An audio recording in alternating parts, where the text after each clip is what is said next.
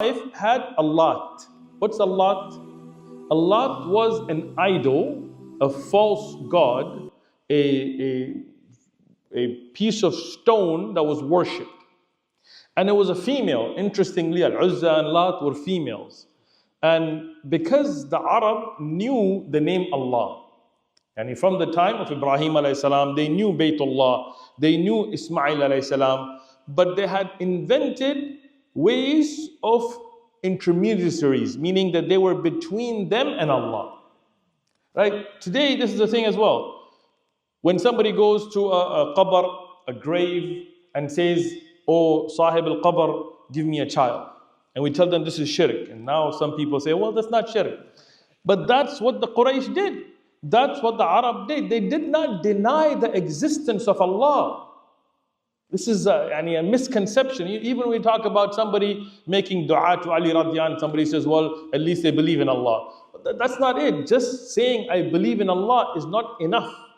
But to believe in Allah as the sole and only ilah, the only one that dua can be asked for.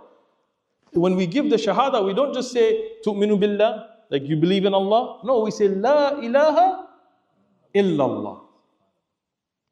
We begin with negation.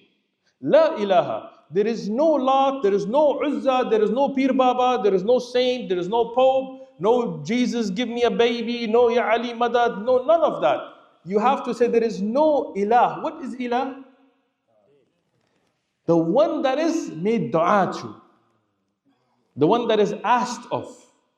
Ilah, a Lord. Allah. But see, because there is Rabb, there is Khaliq, there is Zar Raziq.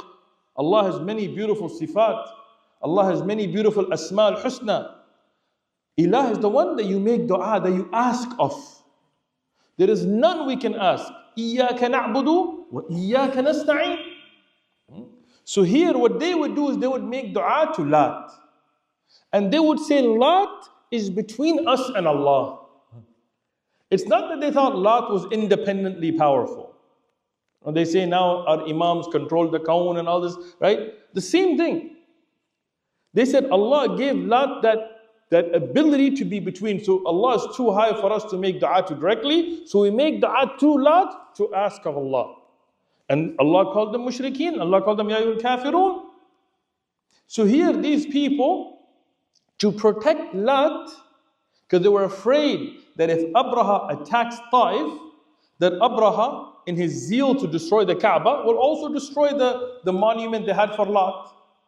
So to protect their shirk, to protect their kufr, to protect their idol, they sold out the Kaaba. And instead of fighting, the people of Taif, they went to Abraha, they said, marhaban, marhaban, welcome, we're not here to fight you. In fact, we will help you, just leave our statue alone. This was their response.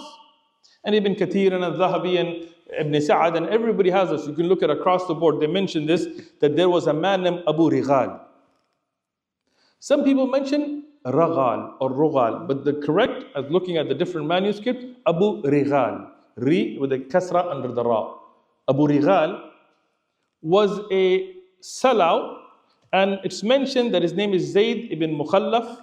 That's his actual name. Abu Righal was his kunya, was his title or his nickname given. And he was a famous sellout because he didn't get captured. See, again, Dhu Nafar or even Nufail ibn Habib, they were captured, right? But Abu Righal, he volunteered.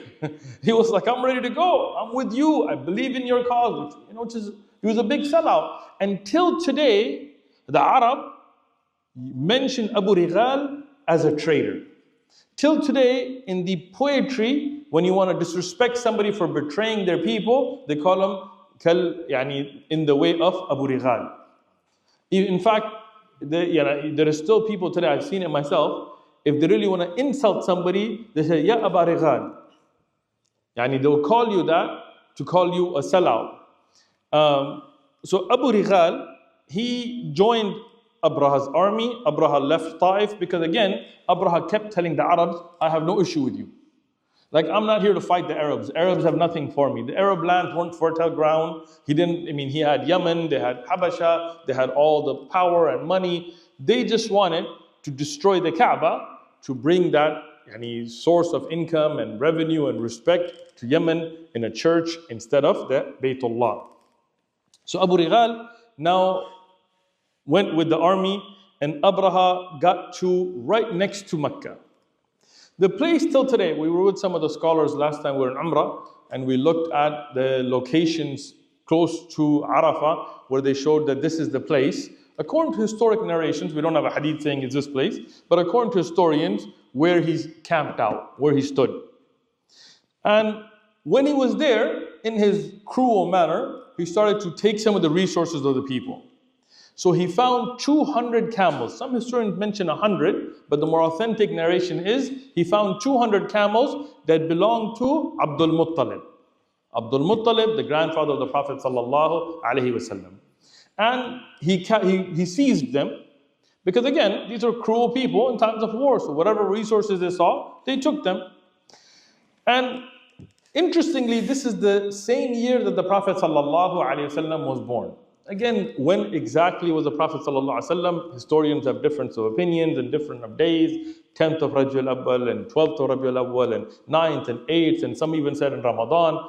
But most of the historians across the board would agree the Prophet ﷺ was born in Am al-Fil, in the year when the elephants attacked Makkah. Now, Arabs had no calendar, remember that. So they didn't use the Gregorian calendar, and there was no Hijri calendar. The Hijri calendar, the Islamic calendar, was developed in the time of Umar ibn al-Khattab radiallahu anhu. Interesting how some people dislike him, but they use the calendar. They dislike Abu Bakr, but they use the Mus'haf. They dislike Uthman, but anyway. So that calendar didn't come in the time of Umar ibn Khattab. So Arabs, they didn't have a numbered calendar. So how did they remember years? Just by events. The year where it rained a lot, the year when the elephants attacked Mecca, the year when this war happened, the year of the death of this famous person. They would kind of just calculate based off of that. So this is the year the Prophet ﷺ was born. Some ulama have said on the day of the attack, the Prophet ﷺ was born. But most ulama said about 50 to 55 days afterwards. But this is again around that time. So Abdul Muttalib, being one of the leaders of Quraysh, was then approached by Abraha's representatives. So right, Nufail and others and Dunafar were being used here to go and speak to the Quraysh. So they came as people who spoke Arabic with the message from Abraha, which is that, look, we don't have anything against the people of Makkah. We're not here to kill you. We have no issues with you. You guys, step away. We're just going to destroy the Kaaba and go back to Yemen. So the leaders of the Quraysh, they discussed it amongst themselves, and they said, look, we have no army. We have no manpower. We have no weaponry. These guys have weapons we've never seen. We're not going to fight. We're going to go out to the mountains around Mecca. Allah will deal with Baytullah. Right? And here, they nominated Abdul Muttalib, even though he wasn't a king, like the Arab didn't have a king, but he was one of the honored people amongst the Quraysh. So they nominated him to go speak to Abraha. So now, after the representative of Abraha, the messengers that were sent, are going back, Abdul Muttalib goes with them. Abraha, and this is mentioned in hadith, actual narrations from the Sahaba radiallahu anhum and so on, he had set up a tent. And when he had a tent, he had set up inside that tent like a throne, an arsh, and to honor himself as a king. So he sat with pride up on this high stage, and everybody would sit on a carpet he had set up on the ground around him. So when Abdul Muttalib came into the tent, now look at this from Allah subhanahu wa ta'ala, Abdul Muttalib is not a Muslim, but Allah had given him a hayba. In Arabic, you would say hayba or ru'b. A ru'b is when you see somebody, and today many of the young kids would say aura, right? Had aura, 1000%, right? But that's what it is, right? This is translating from words, right? He had a awe about him that people respected him. And right when they saw him, before he even spoke, before he even got to know him, they were affected by him, right? So when he walked in, Abraha feeling that hayba, that dignity, that commanding presence, that kind of fear that he got in, he felt like it wasn't proper for him to sit up on this, kind of made up throne while putting Abdul Muttalib on the ground. But he also couldn't bring him up to sit next to him, because then people would be like, you're a king, is he a king too? So he himself got down and sat on the floor with Abdul Muttalib. And the Arab, they used to like to sit on the ground. So Abdul Muttalib sat, and Abraha came down and sat next to him. And when Abraha sat next to him, he told him, okay, what is your response to us? So Abdul Muttalib said, look, we're not going to fight you, but I do have something I want to bring up. And he said, what's that? He said, well, there are 200 of my camels that you've taken. I'd like them back. They're my camels. So Abraha here got upset. He said, when I saw you, I felt like this presence, and I even came down here, and now you're a joke. I'm about to destroy your Kaaba.